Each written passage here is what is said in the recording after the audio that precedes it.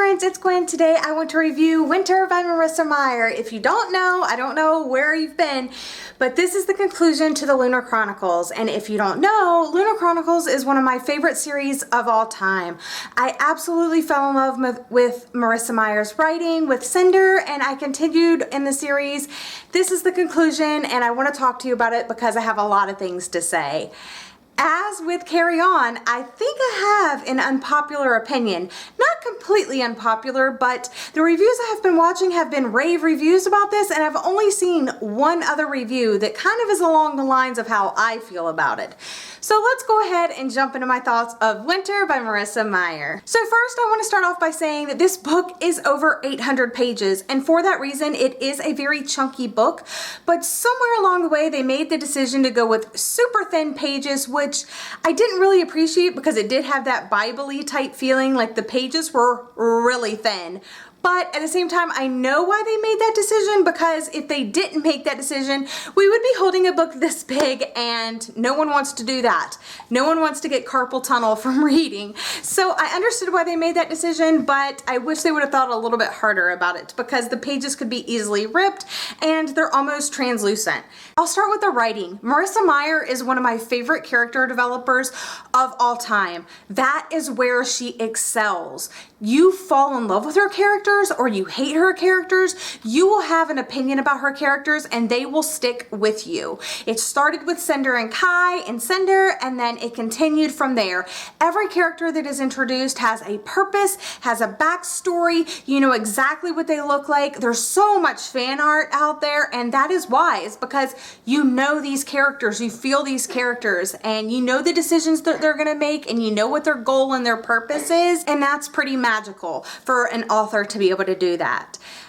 What I will say is that world building is not her strong suit. It is there, but it's definitely overshadowed by the characters. The other three main books in the series, Cinder, Scarlet, and Cress, were all set on Earth. So for that reason, she had a long time to build that world and let us know how it was run and get to know the ins and outs of that world.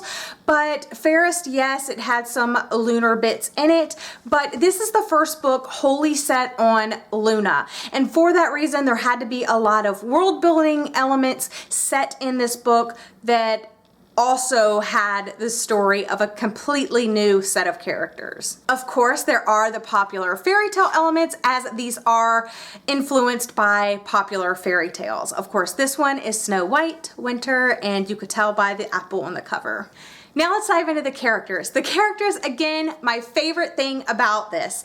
We are introduced to a new character, Winter, aka Snow White, and her guard, Jason, and I really loved those two. I thought they were so cute, and even though that Winter is a little crazy because she has this like lunar disease because she doesn't use her lunar ability, I just found her really sweet and innocent and just good-hearted and good-natured, and you know, just like Snow White. Like, she got along with the animals, and so does Winter, and I just had that Snow White feeling in my head like the whole time. Like, this is such a young, innocent person, and you know, I loved her to death. But because all of the other characters were in this book, it really made her part, I don't feel she was as developed as some of the other characters. Cinder and Kai, for example, have been in it since the very first book, and we've been with them for a long time.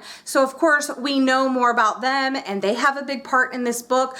Then you go to Scarlet and Wolf, which are my favorite OTP, but they have, you know, you obviously know more about them, and they have a piece in this book as well. Kind of a big part, I would say. But overall, it's like Winter is having to share her story with so many other of these great characters that we love. The setting, like I said, set on Luna. It's the first book completely set on Luna, and for that reason, there was a lot of world building that had to be done. And I did kind of notice a kind of Pan Am capital feeling, Hunger Games, how it was set up in sectors, and the monorail system, and sectors being closed off from other ones, and there was like the lumber district and so forth. So I did get that feeling for some reason. I don't know if that was the influence or how that worked out, but I definitely picked up on those Hunger Game vibes. This is where I have a difference of opinion. A lot of people are saying that the plot was so fast paced, there was so much action going on, that it was just nonstop.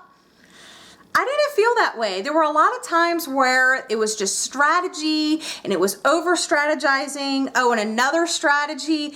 And like I said, there were a lot of world building elements in there that kind of slowed down the plot, and there was a lot of character development, which is probably, you know, I'm not complaining about that because it's one of my favorite elements of her stories, but there were elements that slowed down the plot and kind of were repetitious or didn't need to be there. I thought they could have been left out. So the world building slowed it down. There were so many points of view, which she handled beautifully. I couldn't have asked for a better. I mean, I love how she tells that you fall into one story and you go into another one and it's just seamless. I just loved it. But again, there were so many points of view and you're having to switch in and out of different points of view. So that kind of slows down the plot. And then again, the strategies. Way too many strategies going on here. We all know that Cinder Selena is the queen of Luna. She is the owner. She is the rightful heir to the throne. And so she should have been queen way before Levana was ever considered. But now we're trying to see if she can overthrow the lunar government. Levana and all of her minions, and kind of restructure this whole country, this whole world. I'm not going to go into the details of exactly what happens, but there's a lot of strategizing, and then what you get out of all that strategizing and this build up to this grand battle, it was kind of a little bit let down. I was just kind of shocked that that's how it was handled. But I will say that I am so happy that every plot line, every character plot was kind of tied up. Everybody had their kind of match, you know, Cinder and Kai, and everybody had their little match, and I'm glad that we kind of know what happens with everybody. But I wasn't totally fulfilled with it.